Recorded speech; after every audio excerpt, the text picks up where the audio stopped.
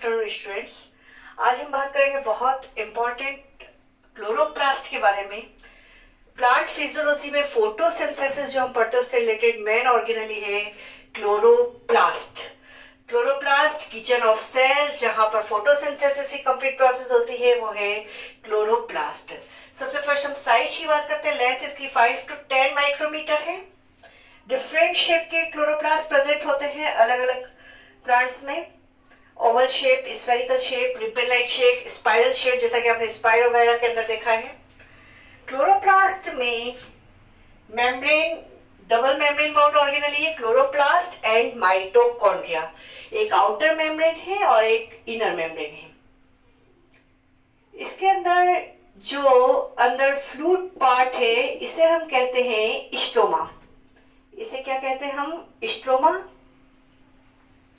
और इसके अंदर प्रेजेंट होता है जो स्ट्रोमा पार्ट है क्लोरोप्लास्ट का, इसके अंदर प्रेजेंट होता है डीएनए। इसके अंदर प्रेजेंट है रुबिस्को एंजाइम और very very important dart cycle, Calvin cycle, Blackman reaction. इसके एंजाइम कहां पर मिलते हैं? डार्क रिएक्शन के एंजाइम स्ट्रोमा के अंदर। डार्क रिएक्शन में होता है शुगर का सिंथेसिस, कार्बोहाइड्रेट का सिंथेसिस, तो ये कहां पर होता है? स्ट्रोमा में।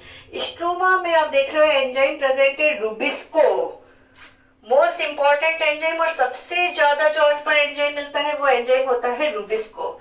रुबिस्को आपको फुल फॉर्म मालूम है? Ribulose 1,5 bisphosphate carboxylase oxygenase. आपको मालूम है रुबिस्को एंजाइम जो आगे आप फोटोसिंथेसिस में पढ़ेंगे CO2 के साथ में भी बाइंड हो सकता है और ऑक्सीजन के साथ भी। इसमें राइबोसोम किस टाइप के होते हैं? 70S ribosome. सिमिलरिटी जो आप देखते हो प्रोकैरियोटिक सेल में हमने पढ़े थे राइबोसोम किस टाइप के थे? 70S। उसके बाद में माइटोकॉन्ड्रिया में हमने लास्ट क्लास से पढ़ा था किस टाइप के राइबोसोम थे? 70S। और क्लोरोप्लास्ट में भी किस टाइप के राइबोसोम होते हैं? 70S ribosome. Just next topic हमारा राइबोसोम, ये मैं आपको बताऊंगी ये S क्या है, स्वेटबर्ग यूनिट क्या है। इसके अंदर जो डीएनए का टाइप है वो है double stranded circular DNA. Prokaryotic cell में, माइटोकॉन्ड्रिया में, दोनों में किस टाइप का डीएनए होता है? शेप जो है डीएनए का वो कैसा है? Circular. Strand double stranded DNA है। और आपने पढ़ा है प्रोकैरियोटिक सेल में डीएनए कैसा होता है? Without histone. देन हम इसके अंदर देख रहे हैं फ्लैट स्ट्रक्चर जो देख रहे हैं, ये जो फ्लैट स्ट्रक्चर है इसे हम बोलते हैं थाइलेकॉइड। इस फ्लैट स्ट्रक्चर को जो आप देखते हैं इसको हम कह रहे हैं thylakoid and group of thylakoid इसको हम बोलते हैं ग्रेनम। ग्रेनम और ग्रेना के बारे में मैंने लिखा है कि ग्रेनम और ग्रेना सिंगुलर प्लूरल का है, बस मेरा फर्क।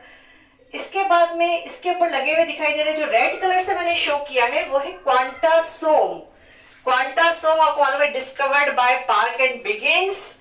Quantasome is a group of photosynthetic pigment. Quantasome क्या है बेटा? प्रकाश संश्लेषी वर्णक का समूह।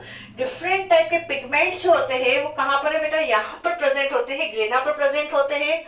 230 पिगमेंट्स क्लोरोफिल के, और वैसा पढ़ते हो 240 से 400 डिफरेंट टाइप के पिगमेंट्स प्रेजेंट होते हैं क्वांटासोम के अंदर।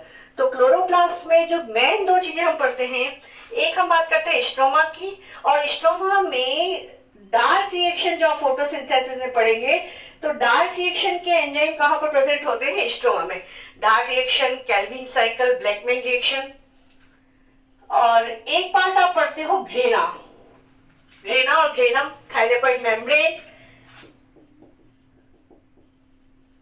यहां पर प्रेजेंट होती है। जितनी भी लाइट रिएक्शन की हम बात करेंगे आगे, जब लाइट रिएक्शन में आप पढ़ेंगे photosystem first, photosystem second, cyclic process, non cyclic process, chlorophyll, ये सब आंसर में क्या आता है बेटा? थाइलेकॉइड मेम्ब्रेन और ग्रेना। क्लोरोप्लास्ट का एक सिंपल स्ट्रक्चर हमने समझा है। क्लोरोप्लास्ट में दो ग्रेना को कनेक्ट करने वाला जो स्ट्रक्चर है इसे हम बोलते हैं स्ट्रोमा थाइलेकॉइड। दो को कनेक्ट करने वाला स्ट्रक्चर जो है ये आ जाएगा स्ट्रोमा थाइलेकॉइड, और ये जो फ्लूइड है इसे हम कहते हैं स्ट्रोमा। याद रखिएगा बेटा, फ्लूइड को क्या कहा था हमने? स्ट्रोमा। और दोनों को जो कनेक्ट कर रहा है उसे हम बोलते हैं स्ट्रोमा थाइलेकॉइड और फ्रेट चैनल। और थाइलेकॉइड के लिए हम एक वर्ड और यूज करते हैं लैमिली। इसको हम क्या कह सकते हैं? इसको हम स्ट्रोमा लैमिली भी कह सकते हैं। जो आपके ऑप्शन में दिया हुआ हिसाब से देखिएगा बेटा। इसके बाद में क्लोरोप्लास्ट में मैंने बात की स्ट्रोमा की। स्ट्रोमा के अंदर क्या क्या प्रेजेंट है? Enzyme required for the synthesis of sugar, carbohydrate synthesis related enzyme. Calvin cycle के एंजाइम सारे कहां पर मिलते हैं? Stroma of chloroplast. याद रखिएगा, ऑप्शन में स्ट्रोमा ही देखकर टिक मत कीजिएगा, या स्ट्रोमा ऑफ माइटोकॉन्ड्रिया भी दे सकते हैं। This is stroma of chloroplast. Mitochondria में मैट्रिक्स होता है और जो क्लोरोप्लास्ट का मैट्रिक्स होता है उसे हम क्या कहते हैं? स्ट्रोमा। नेक्स्ट डीएनए का टाइप मैंने आपको बता दिया, double standard circular DNA molecule present होता है। 70S राइबोसोम, आप इसमें देख रहे हैं कि डीएनए प्रेजेंट है, इसमें राइबोसोम प्रेजेंट है, एंजाइम से एमिनो एसिड है, मतलब कंप्लीट प्रोटीन मशीनरी प्रेजेंट होती है क्लोरोप्लास्ट में।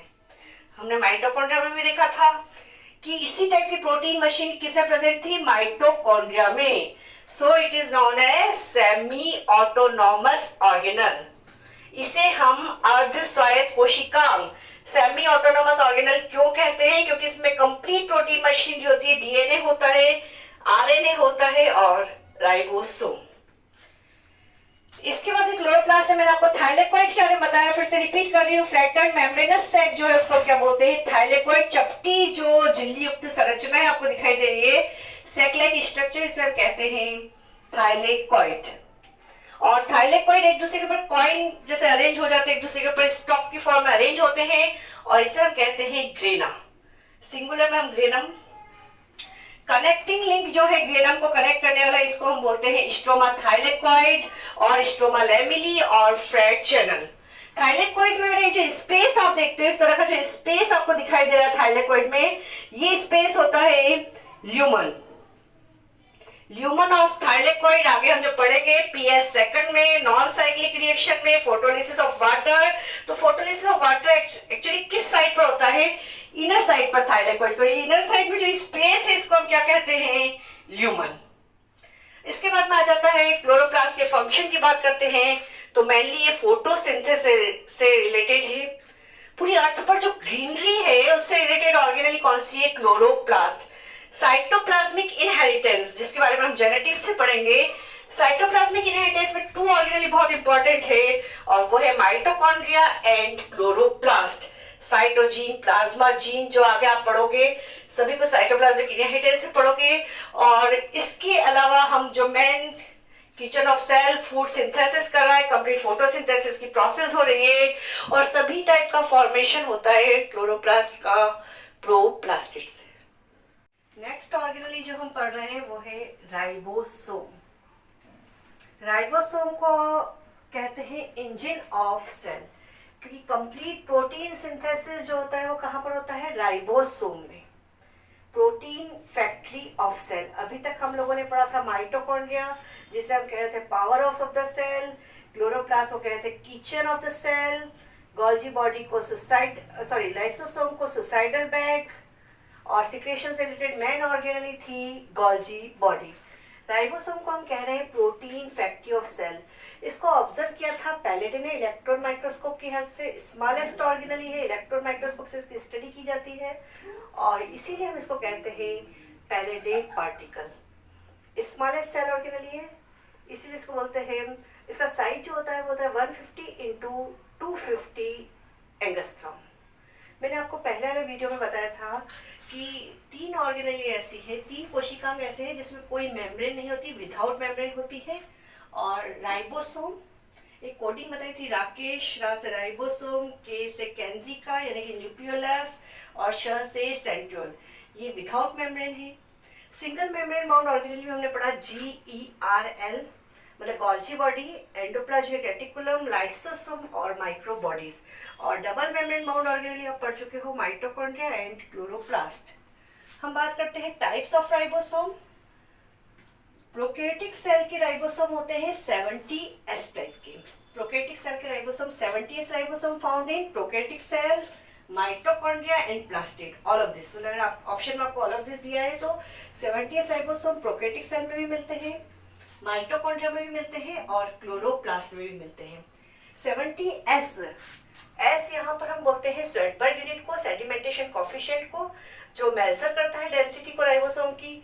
इसको सेंट्रीफ्यूगेशन प्रोसेस से जो है इसकी डेंसिटी को मेजर किया जाता है। 70S राइबोसोम की अगर हम यूनिट्स की बात करें तो इसकी लार्जर सब यूनिट होती है 50S एंड स्मॉलर सब यूनिट होती है 30S। अगर यूकेटिक राइबोसोम की हम बात करते हैं, यूकेटिक राइबोसोम होते हैं 80S राइबोसोम। यूकेटिक सेल में माइटोकॉन्ड्रिया और क्लोरोप्लास्ट में किस टाइप के राइबोसोम होते हैं? 70S। बट यूकेटिक राइबोसोम होते हैं 80S and 80S ribosome found only in eukaryotic cell. 80S ribosome बेटा केवल यूकेटिक कोशिका में पाए जाते हैं। 70S राइबोसोम प्रोकैरियोटिक कोशिका में भी है और माइटोकॉन्ड्रिया और क्लोरोप्लास्ट में भी है। यूकेटिक राइबोसोम की लार्जर सब यूनिट होती है 60S एंड स्मॉलर सब यूनिट होती है 40S। एस का मीनिंग मैंने आपको बता दिया है, स्वेडबर्ग इकाई या सेडिमेंटेशन जिसको हिंदी में कहा जाता है अवसादन गुणांक, और ये मेजर करता है इसकी डेंसिटी को राइबोसोम की।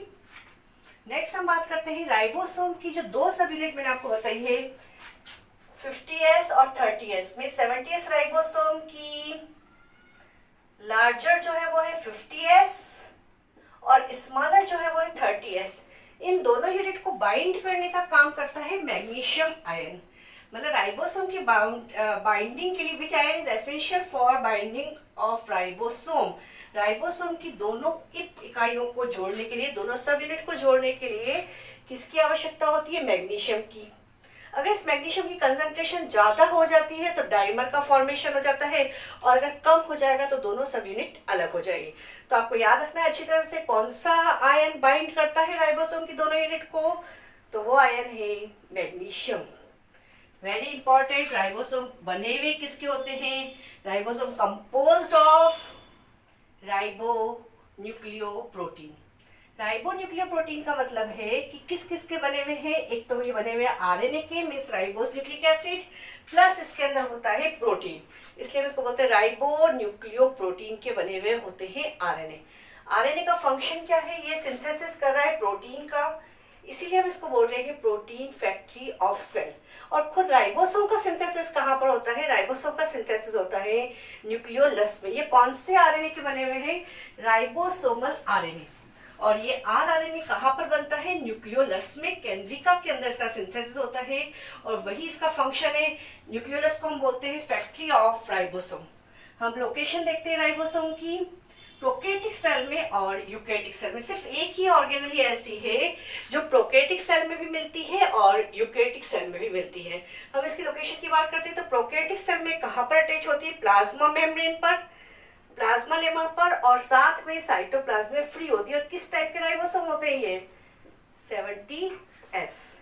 जब हम बात करते हैं यूकैरियोटिक सेल की, तो यूकैरियोटिक सेल के अंदर आपको मालूम है राइबोसोम क्लोरोप्लास्ट में और माइटोकॉन्ड्रिया दोनों में पाए जाते हैं, न्यूक्लियर मेम्ब्रेन पर अटैच होते हैं। राइबोसोम के बारे में हम पढ़ रहे थे, तो राइबोसोम में एक स्ट्रक्चर और बात करते हैं हम पॉलीराइबोसोम की। जब आरएनए पर कई सारे राइबोसोम प्रोटीन सिंथेसिस के समय अटैच हो जाते हैं तो उसे हम बोलते हैं पॉलीराइबोसोम और polysome. Several ribosome attach on mRNA at the time of protein synthesis known as polyribosome। अब नेक्स्ट ऑर्गेनल और लास्ट ऑर्गेनल्स की हम बात कर रहे हैं और वो है सीलिया एंड फ्लैजिला, और हमारा रिमेनिंग है सेंट्रोसोम एंड सेंट्रियोल। और साइटोस्केलेटन के बारे में मैं आपको बता देती हूँ कि एंडोप्लाज्मिक रेटिकुलम, माइक्रोट्यूब्यूल और माइक्रोफिलामेंट तीनों मिलकर क्या बनाते हैं? Cytoskeleton of the cell. मतलब कोशिका का जो कंकाल है वो किसका बना हुआ होता है? एंडोप्लाज्मिक रेटिकुलम का, माइक्रोट्यूब्यूल्स का और माइक्रोफिलामेंट्स का। माइक्रोट्यूब्यूल्स प्रोटीन के बने हुए होते हैं बेटा, tubulin protein. Cilia and flagella, जिसे हम हिंदी में कहते हैं पश्म और कशाप, लोकोमोटिव ऑर्गन है सेल मेम्ब्रेन के। इसमें मेन जो काफी डिटेल के अंदर हम पढ़ चुके हैं, मैं आपको मेन चीज बता रही हूँ। एक तो इस पर क्वेश्चन पूछा जाता है कि इसमें जो माइक्रोट्यूब्यूल्स का अरेंजमेंट है, जो सूक्ष्म नलिकाओं की व्यवस्था है, वो किस टाइप की होती है? तो उसमें आंसर आता है 9+2। मतलब 9 डबलेट होती है और 2 सिंगलेट होती है। ये पेरिफेरल पार्ट के अंदर होती है। 9 जो माइक्रोट्यूब्यूल्स है वो होते हैं पेरिफेरल, परिधीय भागों की ओर होते हैं। और कैसे होते हैं? डबलेट। और ये जो 2 सेंटर के अंदर माइक्रोट्यूब्यूल्स होते हैं, ये कैसे होते हैं? सिंगलेट होते हैं। तो arrangement of microtubules in cilia and flagella, तो आपका राइट आंसर होगा 9+2। याद रखिएगा, जब सेंट्रियोल पढ़ेंगे तो 9+0, और सीलिया और फ्लैजिला में हम पढ़ते हैं 9+2। और एक क्वेश्चन और जो बहुत इंपॉर्टेंट बन सकता है, कोर या फिलामेंट किसकी, कोर या जो फिलामेंट होता है उसको क्या बोलते हैं? एक्सोनिमा। अच्छा, सीलिया और फ्लैजिला का हम माइंड में मेकअप करेंगे किस तरह के होते हैं सीलिया एंड फ्लैजिला। आप लोगों ने पैरामीशियम में देखे, हमने एक सिंपल सेल बनाई है, और सेल के ऊपर जो ये हेयर है कि स्ट्रक्चर आपको दिखाई दे रहे हैं, और ये जो हेयर है कि स्ट्रक्चर है, इसे हम बोलते हैं सीलिया। पैरामीशियम में आपको मालूम है, पैरामीशियम जो स्लीपर एनिमल्स जिसको हम प्रोटोजोन्स के अंदर पढ़ते हैं, पूरी बॉडी के ऊपर जो सीलिया प्रेजेंट होते हैं, फीडिंग में काम में आते हैं सीलिया।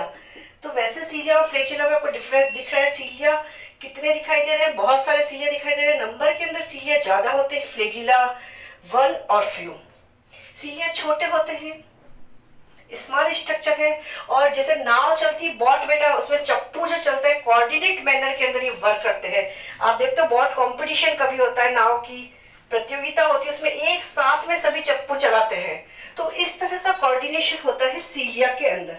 इसी टाइप का कोऑर्डिनेशन होता है। सिर्फ ये लोकोमोशन ही नहीं करता है, ये फीडिंग में, हमारी जैसे रेस्पिरेटरी सिस्टम के अंदर सेंसेशन में भी ये वर्क करता है सीलिया। और फ्लैजिला जैसे यूग्लिना में भी आप देखते हो, बैक्टीरिया में देखते हो, तो ये लंबा जो होता है ये कैसा होता है? फ्लैजिला, और इसका फंक्शन ओनली क्या होता है? लोकोमोशन या चलने में सहायता करता है। तो सीलिया और फ्लैजिला की मेन स्ट्रक्चर मैंने आपको बता दिया, बाकी आप लोगों ने इसको डिटेल में पढ़ा है पहले कंप्लीट स्ट्रक्चर को, इसके अलग अलग part, shaft, ciliary part, first basal body के बारे में। नेक्स्ट ऑर्गेनल है सेंट्रोसोम एंड सेंट्रियोल। हम बार बार बात करते हैं without membrane, membrane less structure में राकेश राइबोसोम की केंद्रिका न्यूक्लियोलस, और स से सेंट्रोसोम। सेंट्रोसोम मतलब हर सेल में एक सेंट्रोसोम होता है, and one centrosome is composed of 2 centriole. Her centrosome कितने सेंट्रियोल का बना होता है? 2 सेंट्रियोल का बना हुआ होता है। प्लांट सेल में आपको मालूम है वैसे तो अप्रोक्सीमेटली लगभग उसमें एब्सेंट ही होता है, ऑलमोस्ट प्लांट सेल के अंदर ये एब्सेंट होता है, लोअर के अंदर एब्सेंट इन प्लांट सेल। ये सेंट्रियोल भी किसका बना होता है? माइक्रोट्यूब्यूल्स। माइक्रोट्यूब्यूल्स आपको मालूम है ट्यूबुलिन प्रोटीन के बने हुए होते हैं माइक्रोट्यूब्यूल्स। तो सेंट्रियोल का अरेंजमेंट हम देखते हैं, जो साइड में परिधीय पार्ट है पेरिफेरल माइक्रोट्यूब्यूल से, उसके नंबर कितने होते हैं? 9। और 9 कैसे होते हैं? ट्रिपलेट।